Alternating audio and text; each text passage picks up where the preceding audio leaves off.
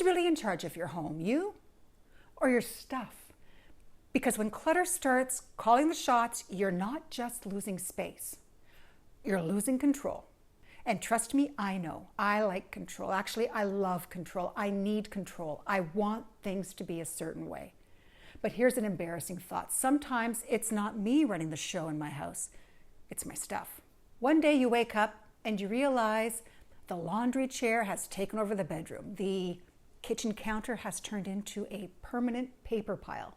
Say that 3 times fast. Or in my case, the sun porch has been completely hijacked by my husband's workout bench.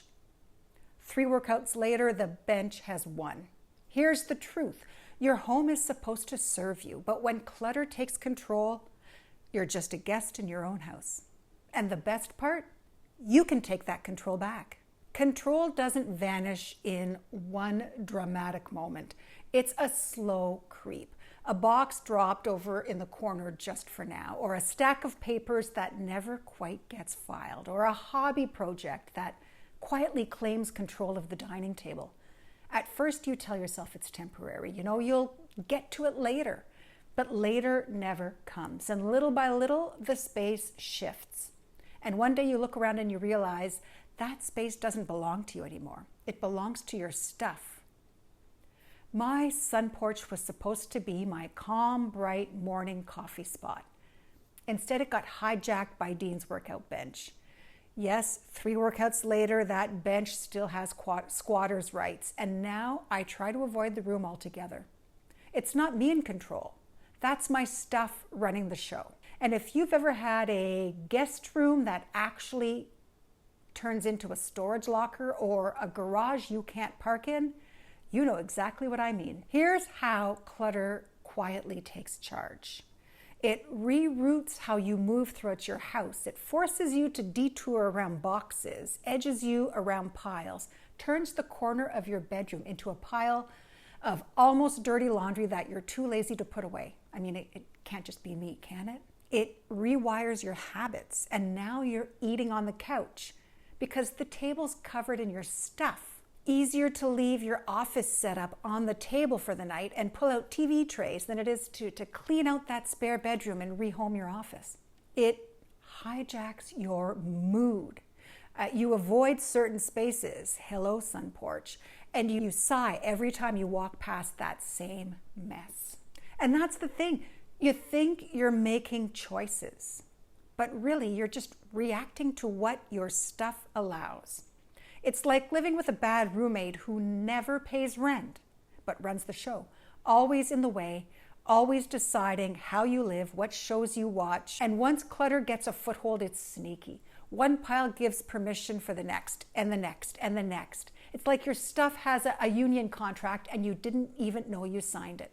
For me, this is where it stings the most. Because like I said, I love control, maybe a bit too much. I want to feel like my home reflects me, my likes, my values, my style. But when clutter dictates what I can do and where I can go, it chips away at more than just space. It steals confidence, it feeds stress, and it trains me to avoid decisions. Living in a clutter-controlled home is like having a toddler in charge. Think loud, irrational, demanding, and somehow always winning. And the longer it goes on, the more normal it feels.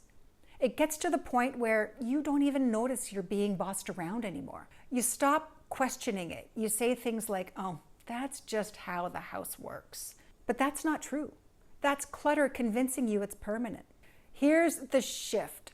Taking control back doesn't mean becoming a minimalist or obsessing over every corner of your home. It just means deciding intentionally what each space is for. Because the moment you define the purpose, clutter loses its power. Here's the surprising part. Sometimes you don't even need to declutter everything first. If you walk into a room and say, this is my dining room, we eat here, suddenly the pile of papers feels out of place and your brain starts problem solving differently, making it easier to rehome that pile of papers. Try this 3-question reset for any room in your house that might feel out of control. The first question, what do I want this space to do for me? Number 2, what's stopping it from doing that? Number 3, what needs to change so I'm back in charge? And then act. You can do it in small but specific ways. You don't have to get rid of everything all at once. You could just reclaim the chair in your bedroom, fold laundry somewhere else, and put it away instead of tossing it down. This one is a hard one for me too. I got rid of that chair, but I still haven't trained myself to put the clothes away. Now they live in a corner on the floor unless they're dirty. Please don't judge me. I'm working on it.